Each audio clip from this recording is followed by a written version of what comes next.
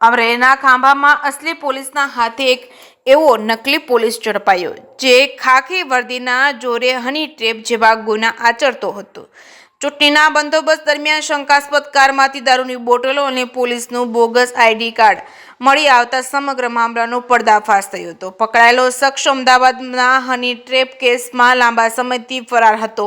અમરેલી જિલ્લામાં ચૂંટણીના માહોલ વચ્ચે ખાંભા પોલીસે ડેડાણ વિસ્તારમાં એક મોટી સફળતા મેળવી છે। પેટ્રોલિંગ દરમિયાન એક કાળા કલરની સ્વિફ્ટ કારને અટકાવવામાં આવતા પોલીસે તેમાં છુપાવેલા દારૂની 6 બોટલો મળી આવી હતી। પોલીસે 32 વર્ષીય આરોપી ચિરાગ ગોબરભાઈ જાદવની ધરપકડ કરી હતી। અંદાજે 2 લાખ રૂપિયાનો મુદ્દામાલ જપ્ત કર્યો। જોકે સામાન્ય લાગતા દારૂના ગુના પાછળ એક રીઢા ગુનેગારની કાળી કરતૂતો છુપાયેલી છે। પોલીસે જ્યારે કારની બારકાઈથી તપાસ કરી ત્યારે સ્ટેરિંગ પાસે બનાવેલા એક ગુપ્ત ખાનામાંથી ગુજરાત પોલીસનું બનાવટી આઈડી કાર્ડ મળી આવ્યું હતું। આઈડી કાર્ડમાં આરોપીનો ખાખી વર્દીવાળો ફોટો હતો।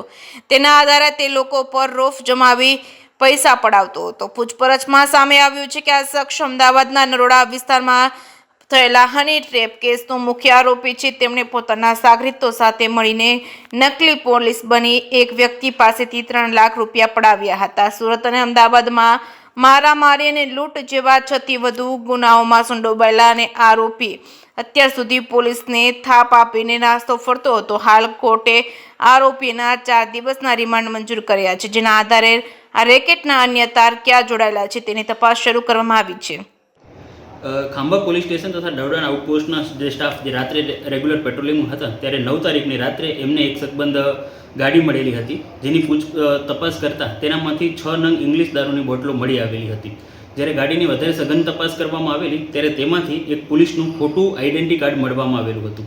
અને જ્યારે આ ઈસમ છે ચિરાગ, એની વધારે તપાસ કરવામાં આવી અને એમનું ઈ ગુજકોપ પરથી જ્યારે ગુનાહિત ઇતિહાસ જાણવામાં આવ્યું ત્યારે તેમના દ્વારા હની ટ્રેપના અલગ અલગ ગુનામાં એ સંડોવાયેલો છે એવી જાણકારી પ્રાપ્ત થયેલી હતી।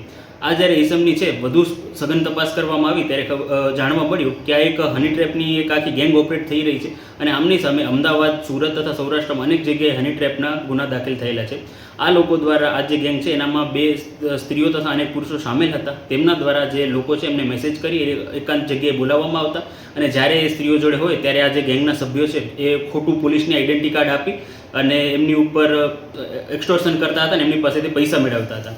આ જે ગેંગ છે એમના એક બીજા ઈસમ છે જેનું નામ છે રાજુભાઈ ભોળાભાઈ રાઠોડ, જે નરોડા તથા રામોલ પોલીસ સ્ટેશનના 2 ગુનામાં નાસ્તા ફરતા હોય તેમને પણ ખાંભા પોલીસ સ્ટેશન દ્વારા પકડવામાં આવેલા છે। અને આ જે આરોપી છે ચિરાગ, એ પણ અમદાવાદના નરોડા પોલીસ સ્ટેશનના ગુનામાં નાસ્તા ફરતા હોય તેમને પણ ખાંભા પોલીસની ટીમ દ્વારા પકડવામાં આવેલા છે। એ સાથે આ જે ગેંગ છે એના દ્વારા અનેક વ્યક્તિઓ જોડે પણ આવી રીતના ફ્રોડ કરવામાં આવેલું છે અને જો કોઈએ જોડે આ ફ્રોડ બનેલું હોય અને એમને જો ફરિયાદ દાખલ ન કરેલી હોય તો તરતમાં જ નજીકના પોલીસ સ્ટેશન અથવા અમરેલી પોલીસનો કોન્ટેક્ટ કરી અને આમની સામે વધુમાં વધુ ગુના દાખલ થઈ શકે એવું કરવું।